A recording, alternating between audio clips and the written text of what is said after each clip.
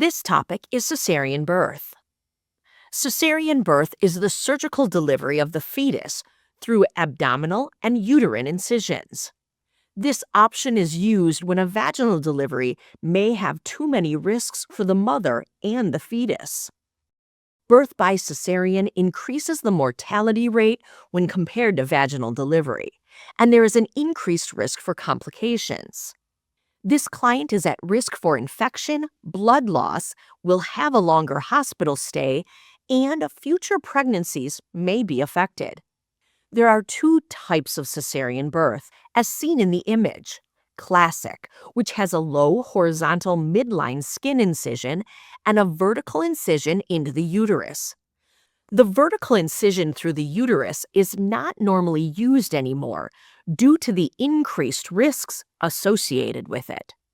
Increased blood loss, it is more difficult to repair and close, and places the mother at increased risk for uterine rupture with future pregnancies. Low transverse. Both the skin and the uterus have low horizontal incisions.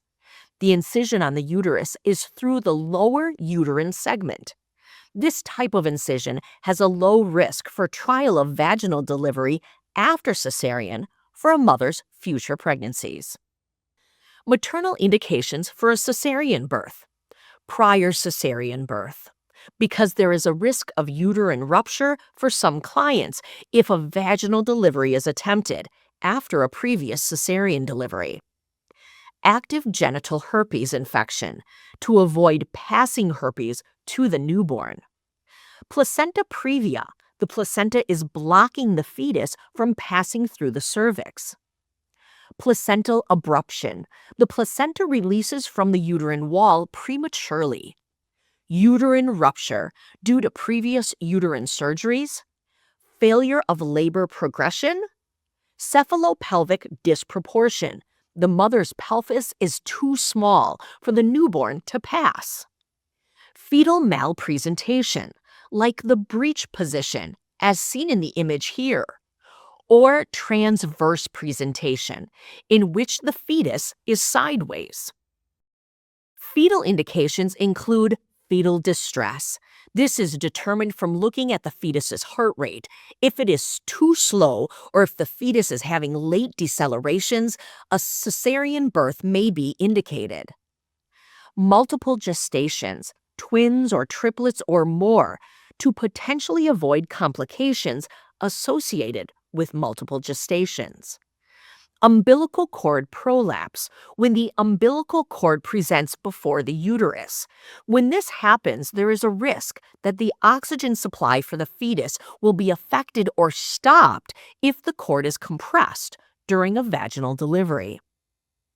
Congenital anomalies, like hydrocephalus, defects with the abdominal wall, or spina bifida. Anesthesia, spinal anesthesia or epidural. If the client had an epidural catheter placed during the first or second stage of labor, it will be used and may be redosed for a cesarean birth. The medications do not cross the placenta. The client will be able to feel some pressure and is still able to push for a vaginal delivery, but will not feel the incision for a cesarean birth. The medications are placed in the epidural space. For a planned cesarean birth, an anesthesia provider may place spinal anesthesia, injecting local anesthetic medications into the spinal fluid in the subarachnoid space.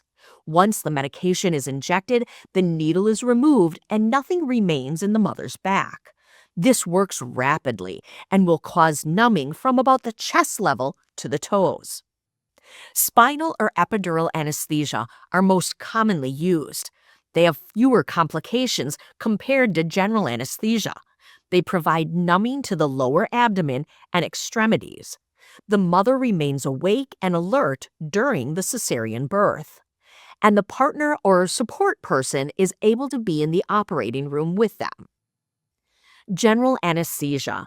This is less commonly used due to increased maternal and fetal risks, like maternal and fetal respiratory depression, I've only ever seen it used in emergency cases or if there was absolutely no way anesthesia could place a spinal or epidural. With general anesthesia, the partner or support person is normally not allowed in the operating room. Complications. This is surgery. So many of the same complications for any surgery are the same for a cesarean birth. Hemorrhage, if the uterus remains boggy or from other surgical bleeding. Infection, just like with any surgery. Internal organ damage during the procedure, like to the bowel or bladder, due to the proximity of those organs to the surgical site. Thromboembolism, sequential compression devices are used to help prevent this. Decreased newborn APGAR scores. This may be due to the events leading up to the procedure. Was the fetus already having difficulties? And that is why the cesarean is being performed. Delayed bonding. This is especially true if the newborn or mother are experiencing complications, like if the newborn is taken to the neonatal intensive care unit. A cesarean birth also increases the risk for complications in future pregnancies, with stillbirth, miscarriage, placenta previa, and placenta accreta. When the placenta does not attach to the wall of the uterus properly, it attaches too deeply into the uterine wall. And placental abruption, when the placenta pulls away and detaches from the uterine wall partially or completely before delivery. Nursing interventions preoperatively. Ensure that a surgical consent has been obtained, as with any surgery. The surgeon discusses the risks and benefits of the procedure. Administer prescribed antibiotics and other preoperative medications. Insert an indwelling urinary catheter to empty the bladder. This helps with keeping the bladder out of the surgical field and hopefully preventing injury to the bladder. Obtain blood specimen for type and cross-match in case any blood is needed for transfusion due to blood loss. And we will assist anesthesia with the placement of an epidural or spinal if indicated. We'll help the client into position. This can be done in a side-lying position with the knees drawn up toward the chest, or it is normally placed with the client sitting upright on the edge of the bed, curled forward, pushing the back outward to try and create more intervertebral space. We will initiate continuous fetal monitoring and position the support person near the client. Normally, they stand near the mother's head, and then they can provide comfort during the cesarean birth. Postoperative nursing interventions. Many steps are the same as what you would do for a vaginal delivery, and also what you would do for a client after any surgery. Perform APGAR and neonatal assessments. Place ID bands on the newborn and caregivers as soon as possible as a safety precaution. This is done prior to leaving the operating room. Encourage caregiver bonding with the newborn. Skin-to-skin contact is encouraged as long as it is safe for the mother and newborn. We can also allow the partner or support person to hold the newborn. And when we are caring for the newborn, we want to tell the mother and support person what we are doing. During the postoperative phase, you will perform frequent maternal assessments, checking the vital signs and the fundus according to policy. With the fundus, you will assess position and firmness, check the incision site for bleeding, and monitor for the return of sensation, checking the level of numbness if they can feel or move their legs. Monitor intake and output and the urine for hematuria. This can indicate that the bladder was injured during the operation. Monitor and document maternal bleeding by recording the number of perineal pads, the amount of blood soaking the pads. Some facilities weigh the pads to determine blood loss. Also, document the color of discharge. Client teaching. You'll notice that many of these are the same for any client who has had surgery. Frequent coughing and deep breathing, and the use of an incentive spirometer. You may want to suggest splinting the incision for comfort.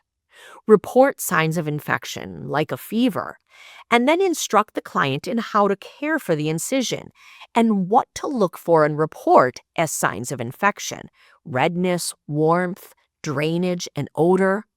And analgesics will be provided as prescribed for pain control. And we can suggest splinting the incision not only when coughing, like we talked about earlier, but it may help during any movement for comfort. Early ambulation, when feeling sensation has returned in the lower extremities, to prevent DVT, promote venous return, prevent other respiratory or cardiovascular complications, and this can help with peristalsis. Discuss any activity restrictions. The mother will normally have to avoid lifting items that are too heavy right after discharge. And then at follow-up appointments, the healthcare provider will let the mother know when it is safe to stop those restrictions.